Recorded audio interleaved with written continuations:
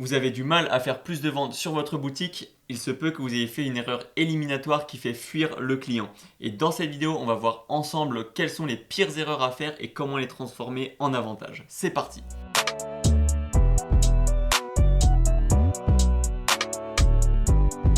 Alors pour tous ceux qui ne nous connaissent pas, on s'appelle Théo et Léo, on est commerçants depuis plus de 3 ans, on partage toute notre expérience sur cette chaîne YouTube et on est spécialisé sur la création de boutiques. Tout cela nous a mené à créer un thème Shopify, le Storytheme Alpha, qui vous permet de personnaliser à 100% votre boutique Shopify, tout cela en évitant les frais d'application. Donc si vous-même à l'heure actuelle vous êtes bloqué sur la personnalisation de votre boutique Shopify à cause d'applications ou autres, n'hésitez pas à cliquer sur le premier lien en description pour en savoir plus. Sur ce, on revient au sujet de cette vidéo.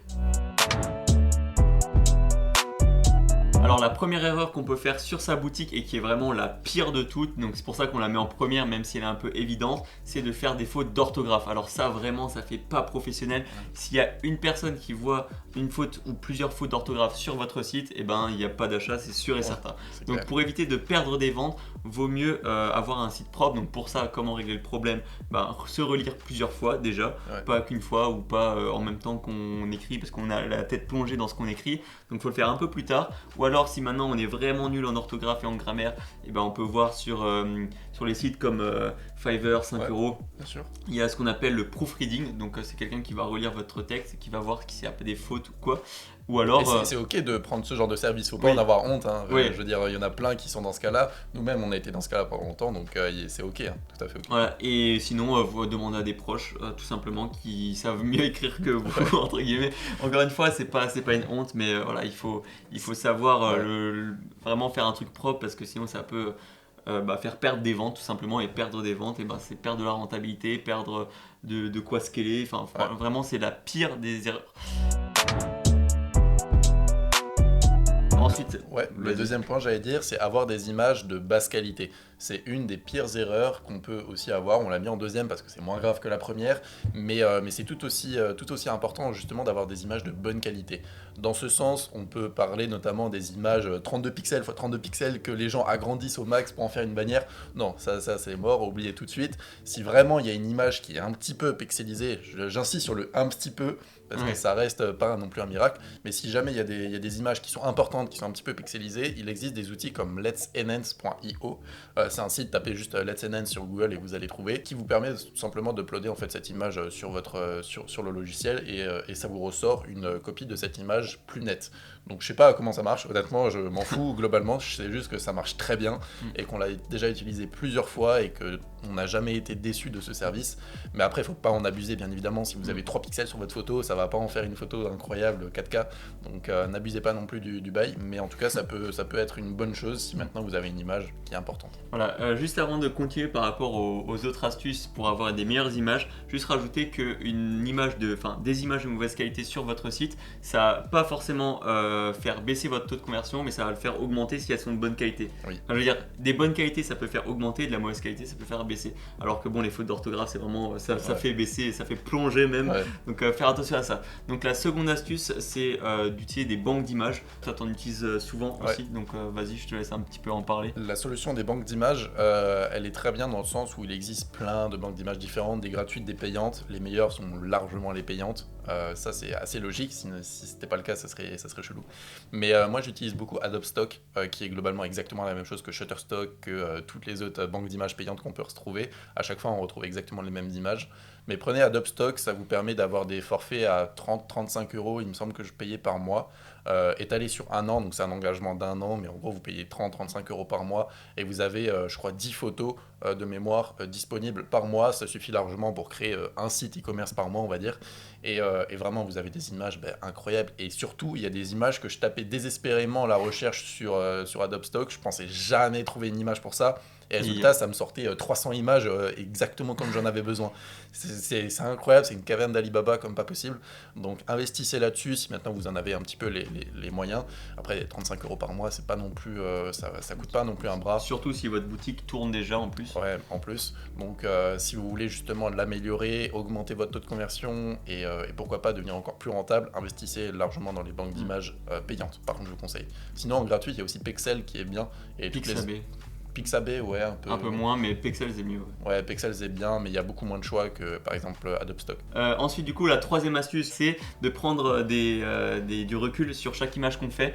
Alors pour ça, j'ai un très bon exemple qui a été fait récemment par moi-même. C'est quand on a refait la page de vente du Storytheme, donc de notre thème Shopify. J'avais fait pas mal d'images et la dernière que j'avais fait, en fait, a été bien. J'avais peut-être passé 45 minutes à la faire, donc j'en étais assez fier. Mais au final, elle n'allait pas dans le truc. Enfin, elle n'allait pas bien sur la page de vente. Donc j'ai attendu un petit peu et je l'ai re-regardé. Je me dis, ouais, non, en fait, c'est moche. Et donc, en fait, il faut savoir prendre un peu du recul et savoir accepter que même si on passe du temps sur une image, eh ben, elle peut être parfois moche et il faut parfois se dire, bon, bah tant pis, au moins j'aurais essayé et maintenant je passe à autre chose et je fais quelque chose de mieux par rapport à ce que j'ai fait juste avant. Donc, prendre du recul, c'est aussi très important et surtout dans les images parce que des fois, voilà, il se peut de produire des trucs pas très beaux et on s'en rend pas compte parce que voilà, on est dans le truc. Je crois que les musiciens, les artistes, ils ont un peu le même problème quand ils sont focus sur leur truc, ils se disent bon, c'est bien, et ils le réécoutent le lendemain, ils se disent ah non, en fait, c'est pas ouf. Donc voilà, c'est un peu cette mentalité-là de prendre du recul et de regarder si c'est vraiment bien ou pas. La troisième pire erreur à ne pas faire est de ne pas avoir de social proof ou de preuve sociale en français sur sa boutique. Alors la preuve sociale, c'est quoi? C'est les avis que les gens vont laisser sur votre boutique ou c'est les avis que ce soit sur le site ou sur les réseaux sociaux, etc. etc. Pour donner un exemple de l'importance de la preuve sociale, c'est on prend 2 restaurants, un qui est vide parce qu'il n'y a personne tout simplement, et un qui est plein où justement les gens se battent pour aller manger là-bas. Et quand on va se retrouver face à ces 2 restaurants, on va se dire on va plutôt tendance à aller vers celui qui est plein parce qu'on va se dire bon, s'il est plein, c'est pour une bonne raison, c'est que c'est bon là-bas, alors que celui qui est vide, bah, il est vide pour une raison, c'est que c'est pas bon, tout simplement. Donc c'est bon. Tout ça pour dire que des avis c'est bien parce que si maintenant les gens voient que des personnes se dirigent sur votre boutique pour commander, c'est que ça doit être quelque chose de bien et pas quelque chose de mauvaise qualité. Donc voilà, c'est un peu le point important. Après, en 2022, et ça c'est très important, avoir des avis sur son site, c'est indispensable. C'est-à-dire que si on n'en a pas, ça peut faire baisser le taux de conversion, mais si on en a, ça ne va pas nécessairement le faire augmenter. Comme on disait à l'époque, en 2019, on va dire sur un site e-commerce, avoir beaucoup d'avis, ça changeait vraiment la donne. Mais là, ce qui est le plus important, c'est d'avoir des avis sur des sites externes, c'est-à-dire par exemple Trustpilot, ou alors sur des réseaux sociaux, des gens qui testent des produits, des youtubeurs qui vont faire une vidéo non rémunérée sur votre produit. Ça aura beaucoup plus d'impact pour les personnes qui regardent les avis de votre boutique parce que généralement ils vont voir les avis de votre boutique, ils vont les lire, ils vont se dire ouais c'est cool, bon il y a des gens qui sont satisfaits, c'est logique que la marque mette en avant ces avis là, mais ils vont taper par exemple sur Google le nom de votre marque, avis, et à ce moment là ils vont tomber sur peut-être Trustpilot, peut-être des vidéos YouTube et ça va être beaucoup plus des avis objectifs, des vrais avis que les avis de votre site. Donc c'est pour ça que c'est très important. Et après, comment faire justement pour avoir ces avis là? Il y a plusieurs moyens, nous on en a noté 3. Donc tout simplement demander l'avis au client par des mails de séquences automatisées avec Klaviyo. Par exemple, on en avait fait une vidéo il y a quelques semaines. Deuxième manière, c'est de contacter des influenceurs et d'avoir des vidéos d'influenceurs ou des micro-influenceurs. Ça peut être moins cher, on va dire, de passer par des influenceurs plus petits. Et dernière manière, c'est tout simplement de demander à son entourage, par exemple, de tester le produit, parce que à une époque, on pouvait dire voilà, vous pouvez écrire des avis sur votre boutique, mais bon, c'était pas légal et ça l'est toujours pas. Ça l'est pas. Mais si maintenant on offre, on fait une commande sur le site et que voilà, on le donne à quelqu'un, cette personne nous refait un retour, on aura le droit de retranscrire son avis parce que c'est pas fake. Mais il faut que la personne ait vraiment utilisé le produit. Je pense même qu'il faut qu'il y ait la commande répertoriée sur le Shopify pour que ce soit vraiment vérifiable. Donc faire juste attention à ça, mais c'est le meilleur moyen d'avoir des avis sur son site. Je sais pas si toi t'en as d'autres ou pas. Non, après il faut vraiment essayer de faire des sortes de campagnes de micro-influenceurs. Je pense que c'est le moyen le plus simple pour avoir beaucoup d'avis assez en masse, et ça vous coûtera rien si ce n'est juste la livraison de votre produit, parce que des micro-influenceurs de 5 à 10 000 abonnés, souvent ils veulent recevoir des produits mais ils n'attendent aucune rémunération en retour, ou alors vous pouvez un petit peu négocier une petite vingtaine d'euros par-ci par-là. Si maintenant l'influenceur a une communauté qui peut aller jusqu'à 20 000 abonnés par exemple, mais sinon simplement votre produit il peut suffire, hein. Surtout si c'est un produit qualitatif qui a une belle valeur perçue en lui-même, ça peut largement suffire à convaincre beaucoup de micro-influenceurs. Donc à ce moment-là vous pouvez vous faire plaisir et recevoir plein d'avis. La quatrième erreur à ne pas faire sur sa boutique est de ne pas afficher de résultats ou de avant-après. Alors, avec Facebook Ads, il faut faire attention avec les avant-après parce que ça peut être bloqué ou en fonction de la régie publicitaire, il faut faire parfois attention.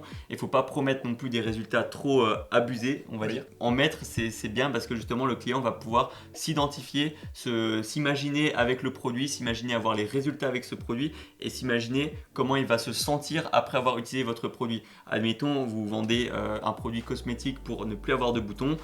Si maintenant la personne va réussir à s'imaginer ne plus avoir de boutons et à se sentir mieux dans sa peau parce qu'elle a plus de boutons, bah, vous allez tout gagner et il y a de fortes chances que cette personne va commander sur votre site. Donc voilà, là j'ai fait l'exemple pour les cosmétiques, mais ça marche pour tous les types de produits. Admettons, on veut vendre, bah, là je vois la caméra juste devant moi, je me dis si je veux vendre une caméra, bah, je vais essayer de faire imaginer le client en train d'utiliser la caméra pour, on va dire, prendre garder l'instant présent avec, je sais pas, des membres de sa famille ou des proches, ou alors des beaux paysages de voyage qui ont vécu qu'une seule fois par exemple. Donc, souvent dans les livres de marketing, on voit l'exemple avec une perceuse, quelqu'un qui va acheter une perceuse dans un magasin de bricolage. En fait, le vendeur va pas lui vendre une perceuse, il va lui vendre des trous dans un mur. Et en fait, il va pas réellement lui vendre des trous dans un mur, il va lui vendre un moyen d'afficher des souvenirs en famille. Et ce genre de choses, ce genre de raisonnement, c'est beaucoup plus profond en termes de marketing que juste vas-y, je te vends une perceuse, elle peut visser, dévisser, c'est ultra cool. En plus, elle est jolie. Genre, ça sert à rien. Non, et nous, ce qu'on veut, c'est afficher des cadres, monter des étagères pour fixer des souvenirs qui vont rester là toute une vie. Donc, dit comme ça, c'est beaucoup plus profond et la vente, c'est beaucoup plus émotionnel. Voilà, donc pour ça, comment faire? Déjà parler de tout ce qu'on a dit, faire des avant-après. Alors du coup, comme on a dit, Facebook c'est un peu compliqué, mais bon, sinon il y a le Storytime avec une belle section qui permet de glisser comme ça et c'est assez pas mal pour voir le avant et le après. On peut aussi essayer de donner aux clients, ou aux prospects, les visiteurs de votre site, des moyens pour atteindre plus rapidement l'objectif avec le produit, ou alors des plans d'action, des plans d'évolution, ce genre de trucs, ça peut bien marcher pour que justement le client s'imagine au mieux les résultats qu'il aura avec ce produit. La cinquième pire erreur à ne pas commettre sur sa boutique, c'est de ne pas avoir une charte graphique cohérente.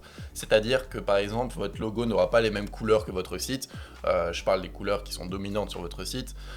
Si maintenant, par exemple, votre logo a des couleurs bleues, il faut retrouver le bleu sur votre site. Et ça, c'est important. Si maintenant, vous n'avez pas ce côté cohérent au niveau de votre charte graphique, ça ne va pas faire professionnel du tout. Et à ce moment-là, les clients, inconsciemment, vont fuir votre site.